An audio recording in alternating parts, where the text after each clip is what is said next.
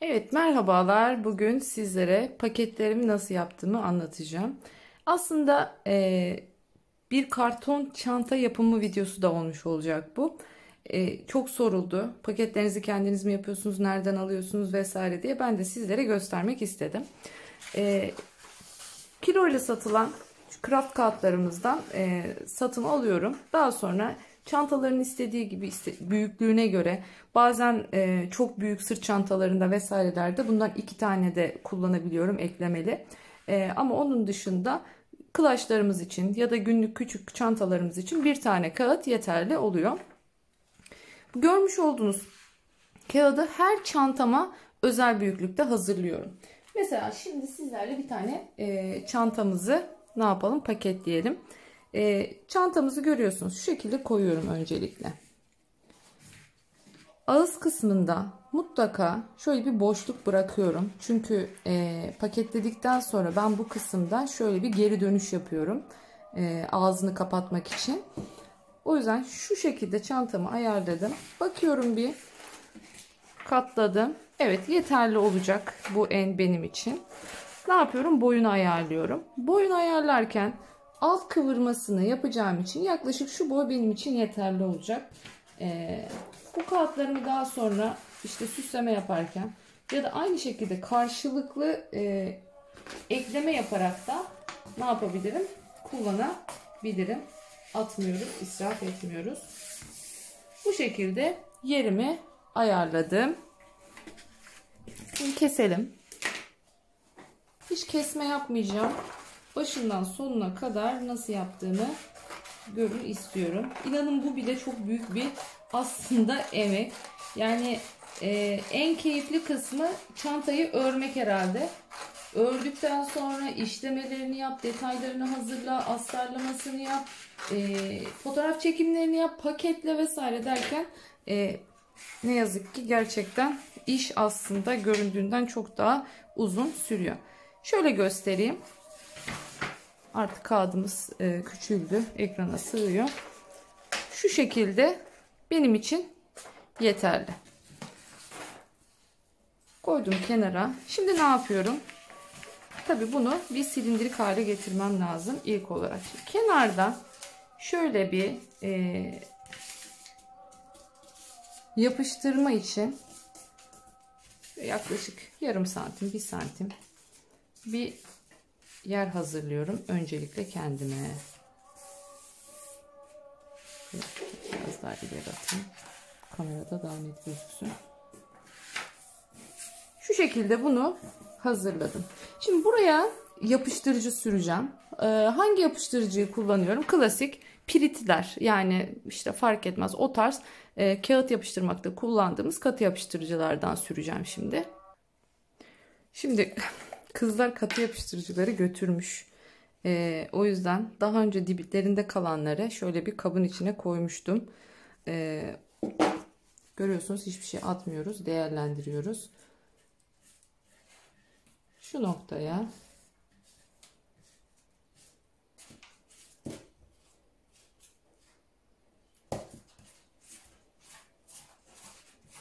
İsterseniz çift taraflı bandınız varsa aslında en kolay onunla oluyor. Çift taraflı bandı, benim çift taraflı bantım kalmamış ne yazık ki. O yüzden bu yöntemle göstereceğim. Tabii sizin normal stik şeklinde olduğu için bu çok daha rahat bir şekilde hemen sürebiliyorsunuz. Evet. Şimdi ne yapıyorum? Diğer ucunu getiriyorum ve buraya yapıştıracağım.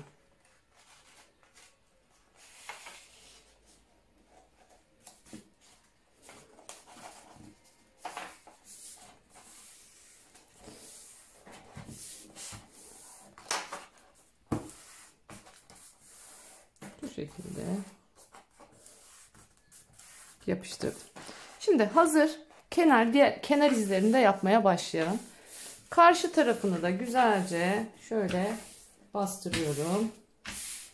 Çantamızın derinliği çok fazla olmadığı için bu kenar kısmını çok geniş tutmayacağım. Siz bu kenarı, çantanızın derinliği ne kadarsa ona göre ayarlamak durumundasınız. Mesela diyelim ki bir kol çantası hazırladınız. Yaklaşık 15-20 santimlik bir eni var. O zaman burayı da ona göre ayarlamak durumundasınız. Ama benim çantam ince bir çanta olduğu için şu anda ben çok fazla bir derinlik vermeyeceğim.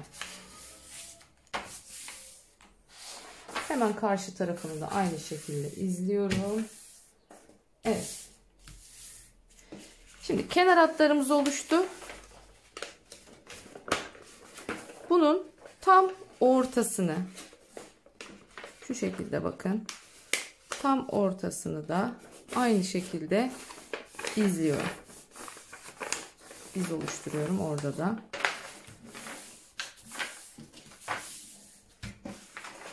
Yine aynı şeyi diğer taraf için de yapıyorum. Tam ağız ağza gelecek şekilde kenarlar.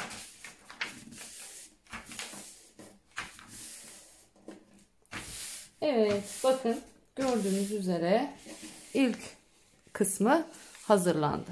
Şimdi ne yapıyorum? Şu derinliğe dikkat etmenizi istiyorum. Şu derinliğiniz ne kadarsa çantanın alt kısmını da o kadar şöyle katlıyoruz.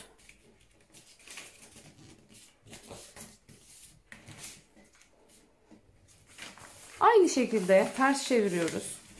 Aynı yerden bir daha katlıyoruz. Şu izi oluşturmak için iki tarafta da. Şimdi geldik. Köşe çalışacağız. Tamamını birden şu üçgen oluşturacak şekilde, şu çizgiye denk gelecek şekilde buralarını da izliyorum. Şöyle iz çıkartıyorum.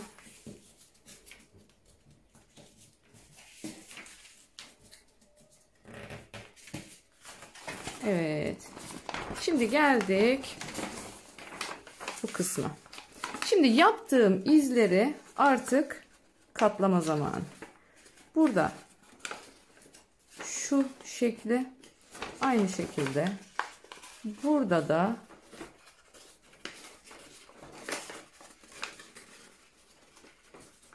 sözde aydınlık olsun diye camın önünde yapıyorum ama kendim ışığı tabii bu şekilde kapatıyorum. Aynı izi içe doğru şu kısmını da. Tabii dikkat edin, çabuk kırışan bir kağıt, kırışmaması için.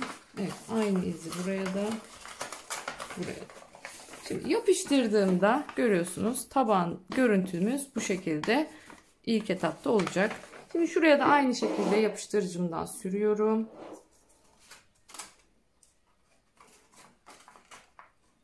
Yine çift taraflı bandınız varsa dediğim gibi çok daha işiniz kolay olacak, randımanlı olacak.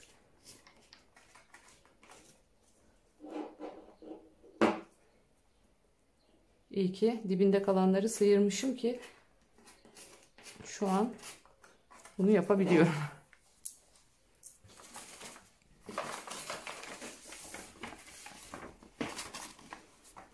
Şu şekilde şimdi şöyle hafifçe bir yapışmasını sağlıyorum. Ne yapacağım? Şimdi içine geçeceğim. Elimle güzelce şöyle yapıştırdığım yerin iyice tutmasını sağlıyorum. Evet, yapıştırdım. Bakın altı gayet muntazam bir şekilde oldu. Uzun bir kese kağıdımız. Yani siz bunu isterseniz daha kısa yapıp direkt iplerini takıp bir çantaya çevirebilirsiniz. İsterseniz bu kısmı içe katlayıp ağız kısmının daha kalın olmasını, böylece daha dayanıklı olmasını sağlayabilirsiniz.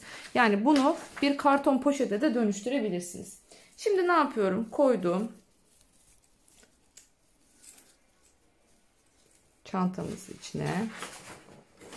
Bakın, tam bu şekilde çantaya uygun bir hazırlık yapmış olduk. Çantamın yaklaşık olarak şurada bitiyor. Şu kadar bir boşluğum var. Ağız kısmının daha sağlam olması için ben burada çift katlama yapıyorum. Yani şöyle bir tur katlıyorum. Sonra bir tur daha katlıyorum. Buradan sap geçireceğim. Herhangi bir yırtılma vesaire olmaması için. Şimdi ne yapacağım? Şu kısma, alttakini almıyorum. Şu kısma bir tane şuraya zımba atıyorum. Aynı şeyi bu tarafa da yapacağım. Bakın şu alttakini almıyorum. Şu kısma bir tane zımbayı buraya yaptım. Şimdi şöyle kalın iğnelerimiz var biliyorsunuz. Etamin iğnelerimiz. Şu tip kullanıyorum sapları yaparken. Sağlam olması açısından. Hem de daha otantik bir görüntü vermiş oluyor. Şöyle orta bakın. Şöyle ortada ayarlıyorum hemen hemen. İki taraftan. Geçtim arkaya. Tekrardan şöyle hizalayalım. İki taraftan eşit boşluk kalacak şekilde bırakalım. Ve yine buradan çıkıyor.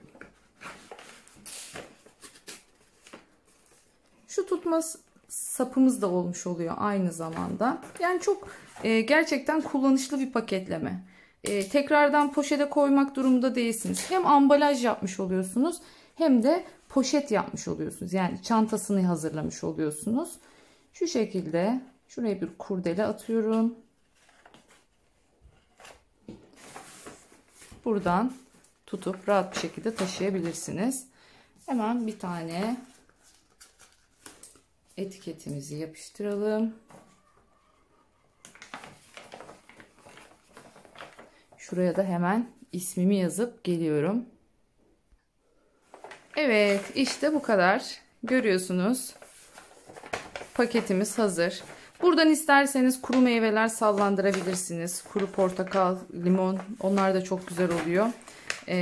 Yine kullanabilirsiniz. Gördüğünüz gibi isterseniz bunu şöyle yapıp şu şekilde de tutabilirsiniz.